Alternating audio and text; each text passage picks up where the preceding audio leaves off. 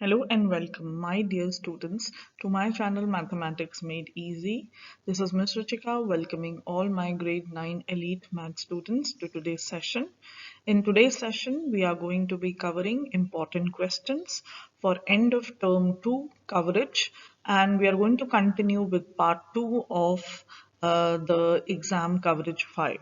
So this is a very important math revision session, and I would urge you to watch the video till the end so that you can get maximum benefit and you know the steps to solve the questions. Also, I would like to give you a humble reminder, a kind request to like, share and subscribe to the channel because it serves as a motivation for me to make more and more math videos. So let's get started. Okay, so let's solve this question now. Here we have 3 points x, y, z given to you, which can be the vertices of a triangle. And then you have to classify the triangles as acute, right, and obtuse. So acute means the angle is less than 90. Right means it is equal to 90 and obtuse means it is more than 90. So the condition that you're going to be checking is a square plus b square is equal to c square. If that happens, it's a right triangle. If the equal to is there, if a square plus b square is less than c square, then it's going to be an obtuse angle. And if a square plus b square is more than c square, it's going to be an acute angle. So let's go ahead and check. We are going to use the distance formula for this question to calculate the length of the side. So for example, x is this point, y is this point. Then to calculate xy, I'm going to use the formula. Distance formula is x2 minus x1 whole square plus y2 minus y1 whole square, and then you take the square root. So that's what I'm going to do here. So I will take minus 1, this is x2, and minus of minus becomes plus, so plus 3 whole square plus 0 plus 2 whole square. So how much is this distance going to be? Let's calculate. So it is going to be 2 square plus 2 square, which is going to be 4 plus 4, which is square root of 8. So this is the value of xy. Now if you calculate xy whole square, it is going to be 8, right? Why I did whole square? Because we have to check for this condition a square plus b square equal to c square. Now let us calculate yz in a similar way. So now I'm changing color yz, these 2 points. So the square root of 0 plus 1 whole square plus minus 1 minus 0 whole square. So this is going to be 1 square plus 1 square, which is square root 2. So yz whole square is going to be 2. Next we have x and z. So I'm going to change color. X and z, that's going to be square root of 0 plus 3 whole square plus minus 1 plus 2 whole square. So this is going to be 3 square plus 1 square. This is 9 plus 1 square root of 10, or xz square is 10. Now you see, is the condition true? Let's check. X, Y, the two small sides are 8 and 2, and if you add them, 8 plus 2 is coming out to be equal to the third side, 10. So I can say that xy square plus yz whole square is equal to hz square. This condition is true. Why? Because 8 plus 2 is going to give you a 10. So this is equal. Therefore, this question has a right triangle. So for this question, you have classified it as a 90 degree. In a similar way, you can solve question 16, 17 and 18. This one is going to come as acute angle. This one is going to come as an obtuse angle. And this one is again a right angle. I will show you the steps to solve now.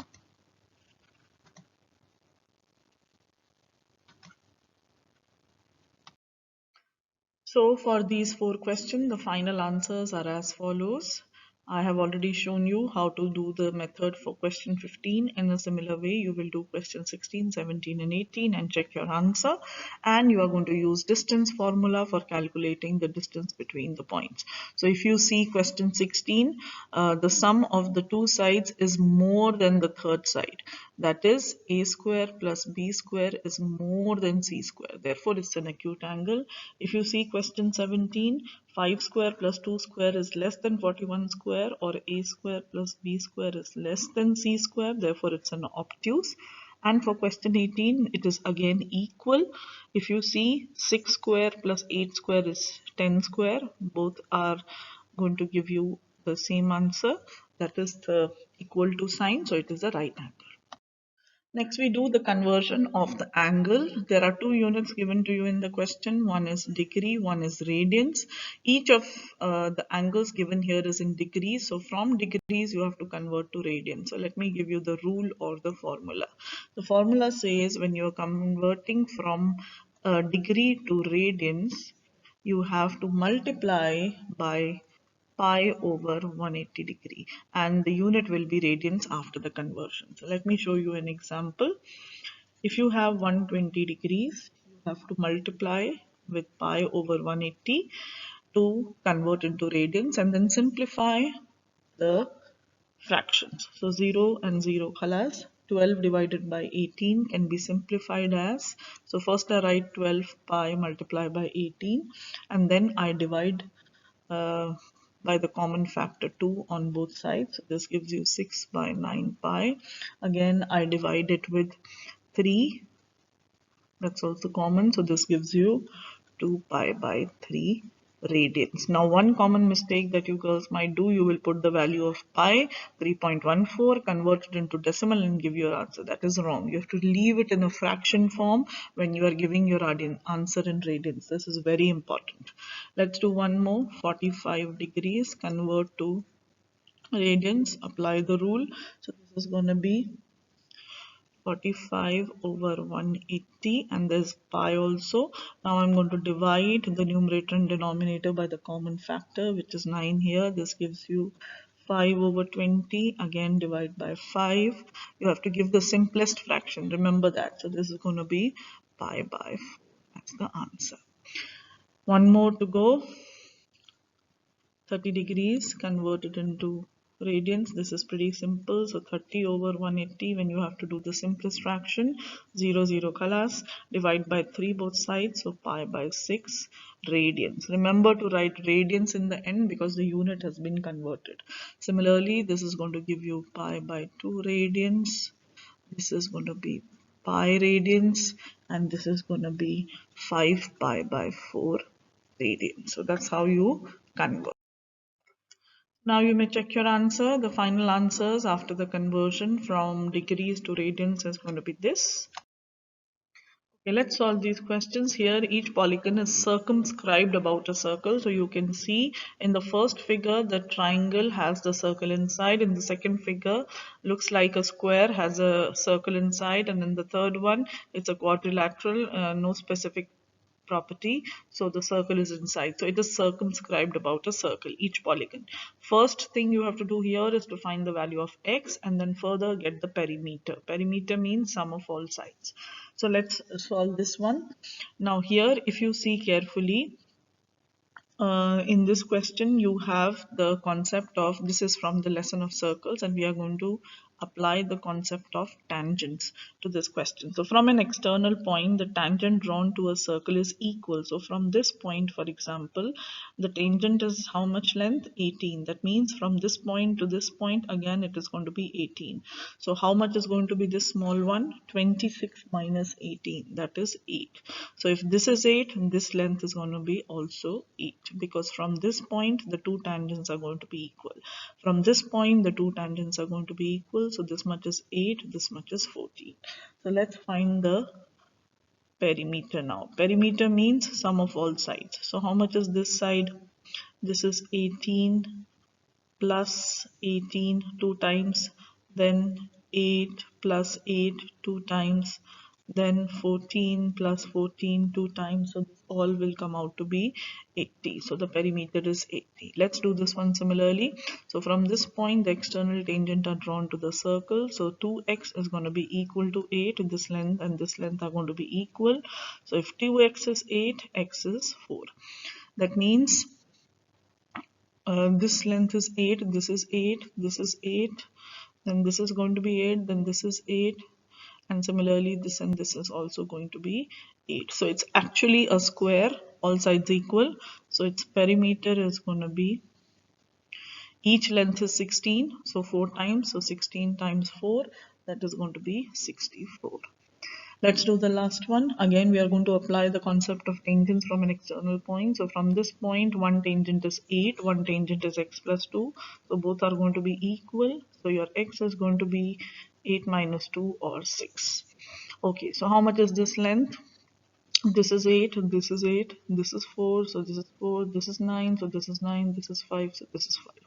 So the perimeter is going to be 2 times 8 plus 2 times 5 plus 2 times 9 plus 2 times 4. So this whole is going to be equal to 52. So that's how you get your answer.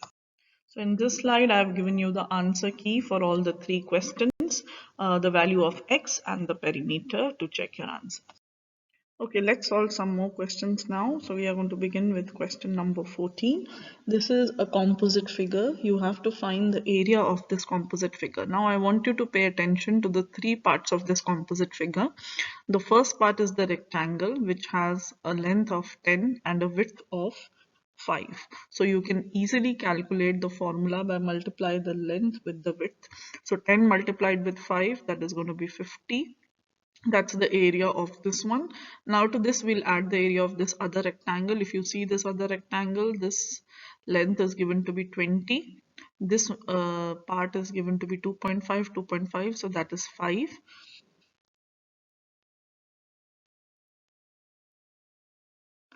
And this middle part, this is 5, so this is going to be also 5. Okay, now if you look at this height is going to be how much? Let's calculate. This is 5, this is 2.5 plus 2.5, so the total is going to be 10. So the length is 20, the width is 10, so 20 multiplied with 10, the area is 200. Now let's come to this triangle.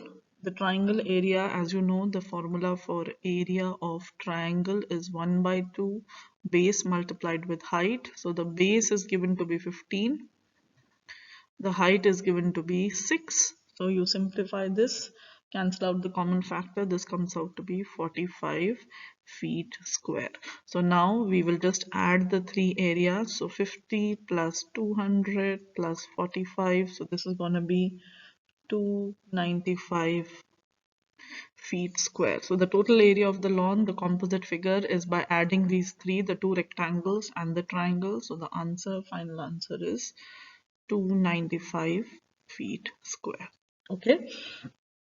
Similarly, you can solve the remaining questions. I will do one more question for you, that is question 16. And if you see carefully, question 16 and question 18 are exactly similar. Both are going to give you the same answer. Why? I will tell you the reason. Because here in question 16, you have to find the area of a regular hexagon. In this one also, you have to find the area of a regular hexagon. If you see, the perimeter is given in question 16, that is 72. And because it's a regular hexagon, all 6 sides will be equal. So perimeter is given to be 72. That means each side is going to be 72 divided by 6. Why you are dividing by 6? Because all sides are equal. It's a regular hexagon having 6 sides. So each side length is 12. And if you see carefully in question number 18 also, the side length is 12. Only difference is in the unit. Here the unit is inches, here the unit is centimeter. So here for this one it is 12 inches. Now that you have your side, you can calculate the area. Let me remind you the formula for area of a regular polygon. Any regular polygon, the formula is 1 by 2 apothem multiplied with perimeter. So perimeter is already given. What you need is the apothem. So to calculate the apothem, we are going to use trigonometry and we are going to use the value of tan. Okay, so if you have been taught with me, you know in class when I have done questions on apothem, we have always used the trigonometric ratio of tan. So how do we do that? Let me make a figure for you. So we are going to have a right triangle coming up. This is the apothem which makes a right angle. This is the side length which is going to be 6, which is half of 12, and this length is going to be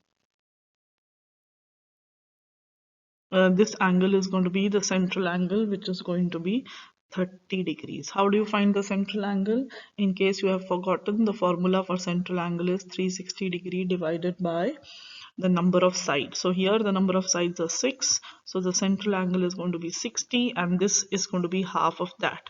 So I am using tan of 30 . Why tan? Because sine, cos, tan. SOHCAHTOA. Tan is opposite, that is 6 given to you over adjacent, that is epothem. So you will be able to find the value of epothem from here. Tan 30 is this value, so we are going to use cross multiplication to get our A. So A is 6 square root of 3. Okay, now that you have your epithem, you can find the area. So 1 by 2, 6 square root 3 multiplied with perimeter already given in the question 72. Simplify, cancel the common terms. This is going to give you 216 square root 3. And if you simplify, convert to decimal, this is going to be near about 374.122. So now if you see, you have to round off to the nearest square inch. So that means I'm going to give you the answer as 374.1. So similarly for this also, question 18, as I told you, it is similar. You have to round to the nearest 10. So it is going to give you the same answer. Only thing, the unit. So here it is centimeter square. Here it is inches square. So that's how you solve the question. Now you can check your final answers for question 14 to question 19. So for question 14, answer is 295 feet square. We've already seen the working. For question 15, the answer is 128.1 feet square. Solve it similarly. For question 16, we have found 374 inches square. We can round off, removing the decimal. Similarly, for the other questions, you have the following answer. Okay. Now we move on to circles. We are going to find the area of the circle. Very simple problems. All of them 7 to 12 will be solved using the same formula, that is pi r square. Pi you know is 3.14. That's the value of pi, and we are going to just use this formula for calculating answers in all these. Also you can use the relationship that diameter is 2 times the radius, or radius is half of the diameter. So these three formulas are going to help you for the question. So let's solve the first one. Question number 7. Find the diameter of a circle with an area of 94 square millimeters. So area is already given. So can I say pi r square is given to you as 94? What you need to find? Diameter. That means 2 times radius. So you need radius from here. So I'm going to simplify. Radius square is going to be 94 divided by pi, or radius is going to be square root of 94 over 3.14. So plug in the value, simplify, and this comes out to be 29.9. So take the square root, near about 5.46. So when you round off to the nearest tens, it's going to be 5.5 millimeters. So that's your answer for question 7. In a similar way, you can do question 8. The only difference is in the number. The formula is going to be same. So pi r square here is given to be this value. So r is going to be same steps we are doing in this question also, taking the square root, putting the value of pi. So this comes out to be 42.26 square root. Again, you round it as well. So this is going to be near about 6 point. Let me just use the calculator. So this is just to confirm the answer for you. So I'm taking the square root. So square root of 42.26 comes out to be 6.500. Okay, so we can round it off. And this was the radius. You need the diameter. So diameter is going to be 2 times radius. So 2 times 6.5, that's going to be 13 centimeters. So the answer is 13. Let me do one more. All of them are very similar. So I'm going to do question 12. And I'm using the same formula that pi r square is going to be equal to the area which is given to you. So your radius is going to be square root of this one divided by 3.14, which is near about square root of 900.445, and if you round it out to the nearest tenth, it is going to be 30.00 feet. So that's your radius. You just have to find the radius, not the diameter. Now let's see the final answer for all the questions. If you solve similarly, the final answers for questions 7 to 12 will be the following. You can check your answers, do the calculation, and let's now move on to the last question of part 2, which is from surface area. Okay, so these are all the problems that are given to you here. I'm not going to be solving all of them, but I'm going to give you hints for each of them. I've already given you in this video a formula sheet. I'm going to just show it to you now. That will help you for finding the solution of this question. So this question is all about calculation and formula. So here you have to find LSA, or lateral surface area, or curved surface area. So you need to remember the formulas for all these solids that you see, and then you have to find the total surface area. That means you add the base to it. Finally, you have to round off to the nearest tenth. The answers would be mostly in decimals. So that's how you do it. I will show you the formula sheet now. So this is the formula sheet for most of the solids. We are going to be using it for solving the questions. And when you do so, your answers are going to be correct. So make sure you are using the correct formula. So I'll be picking some questions out of the ones that you see here. Selected questions I'm going to show. Remaining questions you can solve using the same method.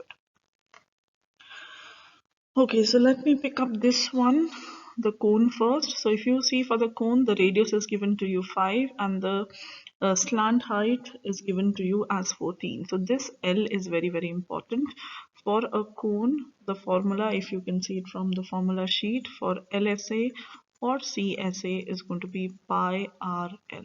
So you multiply 3.14 with the radius which is given and the slant height which is given. So this is going to be near about 233.5 meters square. Similarly, you can calculate TSA or total surface area. So what happens here, you just add the base, that is the circle. So it will be little more than the lateral surface area. We've already found the lateral surface area. So to this you will add 3.14 times r square. Radius is 5. Just simplify. So all about calculation, all about numbers. This is going to give you 312.1 meters square. So that's how you do this one. Now sometimes in a question of cone, the slant height or L value is not given. In that case you have to find it. So this L can be found using Pythagoras theorem. So look here carefully, there's a right cylinder cone. So I will draw a figure just to help you out. This is 90 degree. This hole is given to be 14 millimeter. Let me just see. So total is 14, so there's going to be 7. So 7 millimeter. This height is given to be 24 millimeter. You need to find L. So you are going to use Pythagoras theorem. L square is equal to 24 square plus 7 square. 24 square is 576. So as I told you, all about numbers and then simplifying. So we are going to do that now. So 576 plus 49 is going to give you 625, and this is the value of L square. That means you have to take square root. So square root of 625, unit is millimeter, square is going to give you 25. So that means here the value of L is 25. So you were not given the value of L, so you could not have applied the formula pi RL or this one. So now that you know the value of L is this, you can put your values in these two formula. Same formula you are going to use for this question. So LSA you will use pi RL, TSA you will use pi RL plus pi R square, and then your answer will come out to be 549.8 millimeter square and this one. Okay, let me do one more question for you. So I'm going to pick a cylinder now. So let me take question 9. So here for cylinder, what is the formula? I want you to recall LSA. Let me change color. LSA is 2 pi RH. Now see, are the numbers given to you? Pi is 3.14. Radius is given to be The diameter is given to be 6, so the radius is going to be 3, half of that, and then height is going to be 12. Unit is yard, so I'm going to keep it yard square. Simplify, multiply, and this will come out to be 2